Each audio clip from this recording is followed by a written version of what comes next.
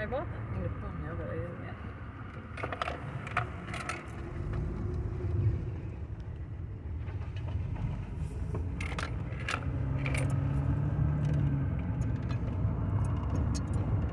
Yeah. Just kind of a little bit like tip down a little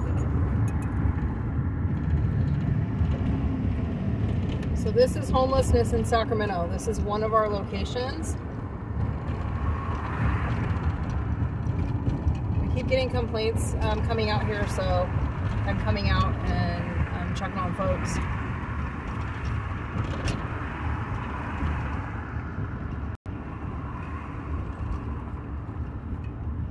So again, this is Sacramento. This is just one of our encampments. Large encampments. It's in the middle of a business area, which brings a lot of heated dispute between the businesses and the unhoused. We've been fighting to get porta potties and trash service at this location for over a year, and they're not being receptive. So it's becoming really, really sick and messy. If you can see, as you can see, it's like vehicles on both sides, and so it's not the people's fault though that the tools are not being brought out, and it's bringing harm, trauma, and it's also creating a lot of situations with these business owners. They've put alarms on their buildings that screech all night long. You know, again, we've asked for bathrooms, we've asked for sinks on the side streets as well. You can't see it, but on the side streets as well, there's tents and trailers and everything else. With all of the billions of dollars coming down through California right now for infrastructure, for housing, for homeless services, and we can't even get a porta potty or trash services out here. It's really, really ridiculous. So we're going to keep fighting, but again, this is what homelessness looks like in Sacramento right now. We have 11,000 people on the street. 700 of those are children. Again, these are rough estimates. I'm pretty sure it's a lot more than that at this point. There's nowhere for people to go. We lack 63,000 units of affordable housing. We also, 60,000 people can no longer afford to pay rent here in Sacramento. So it is really just becoming a lot. Nobody deserves to be living outside. We have people who are working multiple jobs who can't afford the 2.5 times the rent. There was a sign back there. I wish we would have taken a picture of it, but it basically said, "Please do not take my stuff." And so again, this is just one street in Sacramento. And again, it's every block we have are unhoused everywhere. We fought and won a writ of mandate during COVID to stop the police sweeps, because what they're doing is sweeping them from one block to the next, which solves nothing. You know, people got angry with us because they said that we're, letting people just be here. But the fact is if you're not housing them and giving them real-time resources, then that absolutely is not the answer. And so we are actually getting ready to go back to court because, not just because of the flooding, but because the fact that they are wanting to build $150 million, it's $125 to $150 million in safe grounds. Now, what safe grounds are, if you look at the comprehensive plan, it's basically tents in parking lots or safe parking. They make it sound really, really good. They say because there's staff there. A lot of the staff is unhoused that they hire, but it's not what people think. It's literally bringing a toilet, which they're supposed to do anyways, and they're supposed to be resourcing, but because there's no resourcing, no housing, people are just staying in these campgrounds that are like safe sites. The mayor recently was recorded saying he wants to keep people in safe grounds because it regulates the people.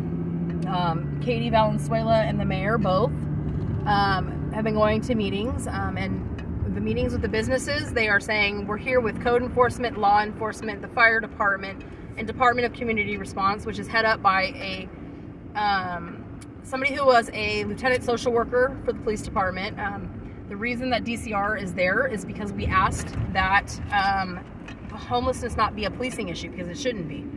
And so now they've still put somebody who is related and very closely linked to the police department as the head of this department. And so their team consists of people that are sweeping. When they come to the unhoused, they're giving them a different narrative. That narrative is, we're here to help you, there's going to be resourcing, there's going to be no sweeps, no law enforcement, and more. And so with that being said, sorry, I'm going to move you guys. With that being said, they are telling two stories, and this is just a way to get people out of sight, out of mind. It's not real-time services, which is what we need. We need housing. It's a crisis here. It's not just here, it's in California in general, but here in Sacramento, we have the mayor, who is the co-chair of the statewide homeless task force, who is pulling strings and promoting this idea of these parking lots for people. Now, parking lots in tents do not protect people from the weather. The whole reason that they're initiating this idea was to protect people from harm of the weather, because we had 6 people die in January. So again, it's not what it's cracked up to be. I'm definitely willing to sit down and talk with folks. Our services that we have now, the motels, the city has basically taken. It's paid through federal government. Right now, Biden administration is paying 100% of all hotels for our unhoused. However, I know, I hear you. So our president is paying full coverage for these hotels. However, they will not just get these hotels. It's business deals, backdoor business deals. What people don't know is they're being brought inside. They're counted.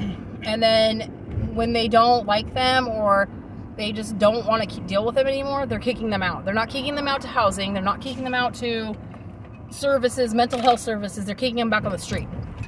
So they're going back in the neighborhoods. So again, this is what we're dealing with in Sacramento. I just wanted to share with you guys what's going on. I can't really read the comments, but yeah, it's super bad. There's a lot of what we believe to be funneling of money in CBOs, which are nonprofits, because there's not as much accountability when you're a nonprofit, for one. For two, the mayor helped write the Mental Health Act. He has a ton of connections and things that connect to him and his institute in San Francisco through mental health. So we definitely really need to get on auditing. There was an audit done by the government. They randomly picked 5 COCs. All 5 of those COCs were completely unaccountable. They couldn't figure out where money was, where it had gone to. They couldn't figure. They said the services were disjointed at best. And so Sacramento wasn't one of those. However, I believe that we really need to dig into this. We've had so much money come for homelessness, yet we have so many unhoused people. It doesn't make sense. What they are pushing for, what Steinberg is pushing for, and he's not going to say it, they're going to make it look pretty, is for internment camps and forced treatment. They are pushing for conservatorship. He's been a big fan of conservatorship. He doesn't believe that people who are unhoused can take care of themselves. As many of you know, evictions happen, life happens, people lose their housing. Not everybody is a junkie that's out here. And so even if everybody was a junkie, where are the wraparound services? It shouldn't take a year to get people into mental health treatment, drug treatment, or any of those things. And that's what we're facing. So again, it's just become a massive mess. We are going to be going back to court. We just announced that we are filing another lawsuit for injunctive relief, to stop the sweeps, for one, and to have a court enforce them to give real-time housing and real-time services before they do anything. And then also we are talking about filing a writ of mandate on the public health officer, because the public health officer has the ability to stop all the sweeps and to, pull that commandeer card. That's still an available option to commandeer hotels, and they refuse to. So it's time now we, the people, stand up and say enough is enough. I'm not here to bash on businesses or neighborhood associations or any of that, because homelessness is affecting every one of us. We all work hard, to get a business or to have a job. We all deserve to be safe in our areas. We all deserve to, be able to purchase a home and be safe. Our unhoused definitely deserve to be safe. They should not be out on these streets. It's dangerous. People are being abused. They're being victimized. And every time we turn to the city to ask for help, they ignore us. So it's to the point where, Again, these are state-created dangers. They're creating this mess. The safe ground that you guys know about flooded. We let them know a long time ago that this was not an option, that we have a freeway above it, and we have X Street alongside it. It completely flooded. If you guys haven't seen that video, reach out. I'll send you the link to it. All you watch is water dumping. There was no protocol, no procedure around the floods. They opened the warming centers. 2 of them were open overnight. They didn't open them until 7 p.m. on a Friday night. They tagged myself and they tagged Loaves and Fishes Joe to get the word out to 11,000 people the night before a storm. So again, it's absolutely ridiculous. This isn't the first time. Maybe it's the first time for this massive of a storm, but we go through this every single year, asking for respite, can't get respite, asking for water, we can't get water, asking for supplies, asking for housing, asking for where are the direct links to resourcing. We're told to call 211, which doesn't even connect services to anybody. That no offense to 211, they do what they can, but they're not set up to be a homeless social service.